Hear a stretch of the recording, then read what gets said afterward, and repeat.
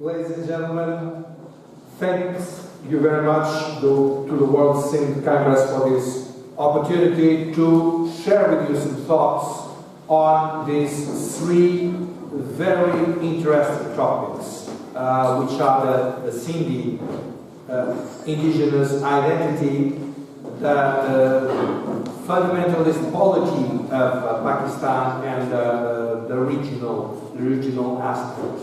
And thanks you very much for all of those that used the floor up to now and that allowed me to deepen a bit my knowledge of your culture, of your situation, of your aspirations. Not all of them, because unfortunately I do not speak Sindhi, so some of the interventions were not, I could not follow them. I would like to give a bit of a contribution in all of these three issues and try to see how they get together. I wrote some lines on this, I sent it to the organization, so I think that all those of you that want to read what I wrote, you can do it. Well, the first thing is that it is really amazing that one of the three most important world ancient cultures, which is the Sindhi, together with the Egyptian and the Mesopotamian, the Sindhi, well, nobody knows about it. Go to the British Encyclopedia. What is there about it? It's very little. People do not know about it. In Iraq or in Egypt, even totalitarian regimes, I mean, they never thought about erasing the past. They never thought about going without trying to exploit how they could enhance, of course, their profit, the past where their country lies. But in the case of Sindh, this is not the case. Your identity, your language, your past, your culture, they have been the victims of a systematic campaign of destruction. And this is absolutely amazing, because it shows that behind this there is a totalitarian power that cannot admit anything that might make any shadow on it. And this is the real thing that drives us to the issue of the fundamentalist polity. Well, we have to keep in consideration, in my opinion, it is clear that the reason why of the partition of the then British India and the way it was done was actually geopolitical and comes into the tradition of what some consider very positively so-called the systems, the Westphalian systems, that is equilibrium of power. Basically, what was on the mind of the Western leaders that decided it was, well, this leader of India, this Mr. Gandhi, is, well, a bit, we cannot trust him. We do not know what he will do with the Soviets. So, just in case, make sure that the Soviet Union is not reaching India. So we are getting, some buffer states in between. Actually, in my paper, I just wrote about the case of Belgium that is very similar, of course, in very different circumstances in the beginning of the 19th century. But Belgium was a country completely artificially created, exactly in the same circumstances and for the same purposes. In this case, it was Russia that was exactly acquiring at this moment what was nowadays the North Rhine area, and also from the Netherlands. Well, there is a lot of similarity, but whatever the reason why, and to be, I think that if we look to history, to human history, in an unpassionate way, we will see these kind of things over and over again, all over.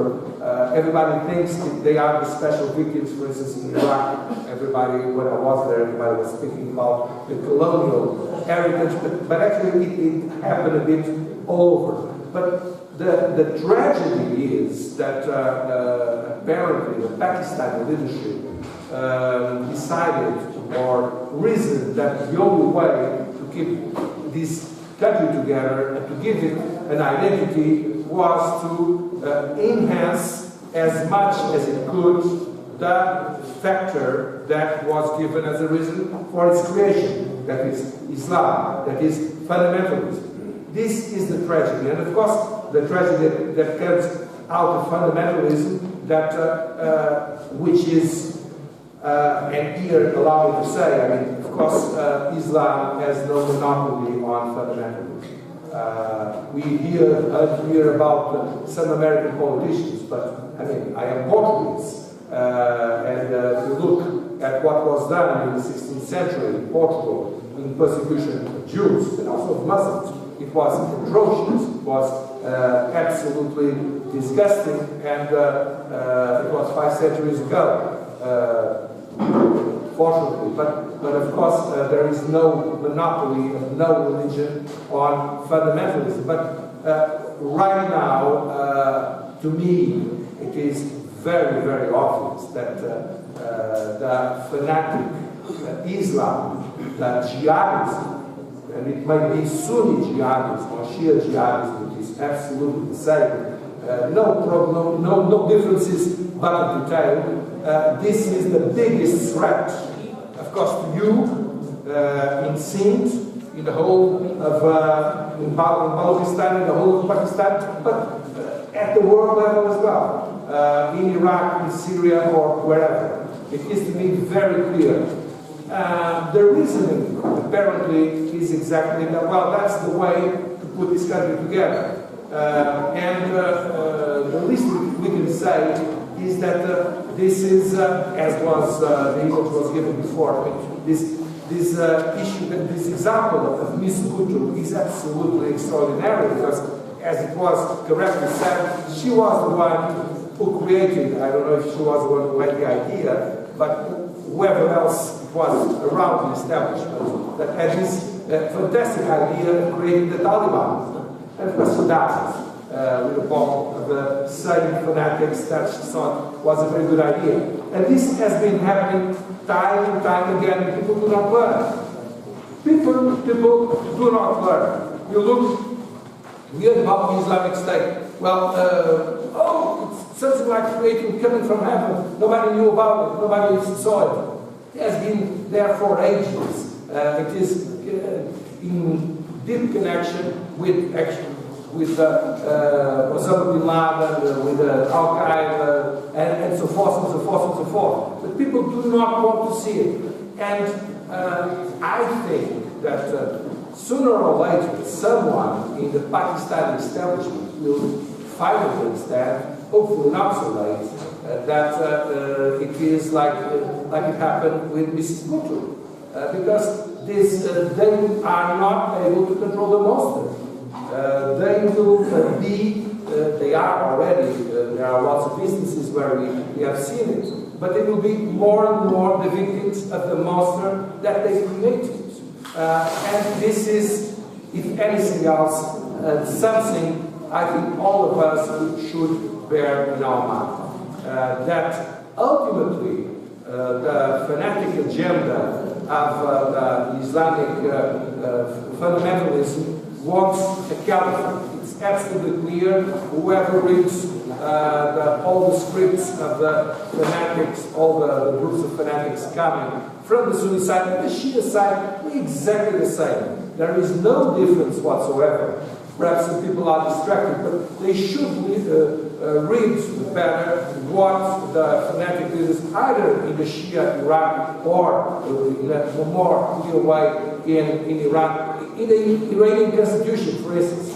One needs to read no more than the constitution of the Islamic Republic of Iran to understand that a caliphate is what all of them they want. And of course the problem is that, at least in this planet, there is only room for one caliphate. And this is their problem. This is why they are quarreling all the time. Because all of them, they want to be the caliph. And it's not really possible. So this is going to happen as well in Pakistan. I think that the cleverest people in Pakistan will understand that if they will continue, and they have been up to now, they will end, perhaps not in much time, like Somalia. Karachi risks to become a big Mogadishu. Perhaps they will finally get to the light that this is not really a desirable option. And the only way to stop it is exactly as you are saying, by enhancing the cultural identity, the language, the history, the monuments, everything. Your ethos to show that you do not need all of this fanatic agenda to exist and to be yourselves. And this is really the most important thing. And I do think that, as you correctly perceive, of course, Pakistan and its ethos is also the one that tells them that the best way for them to survive is to create mayhem all over. And they do it in Afghanistan, they do it in India, they do wherever they can. But of course, that this is backfiring, and we shall hope they will understand.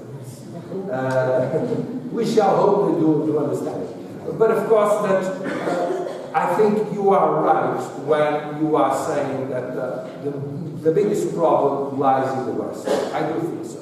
The more I know about all of this, the more I think, well, what is difficult to understand is really how the West falls into this trap once and twice and never seems to understand. This is really perhaps the biggest fight we have in front of us, and I think that we have to come to terms with this struggle. We have to explain that all of us, never mind Sindhi, Portuguese, European, American, never mind, we have this world in common. We think that the respect of each other, of its traditions, its language, is the way to coexist and to be happy together. And this fanatics agenda is contrary to all our interests, and we have to come together to fight it. And I would like to end by telling you that South Asian Democratic Forum, we are here exactly to cooperate in this project.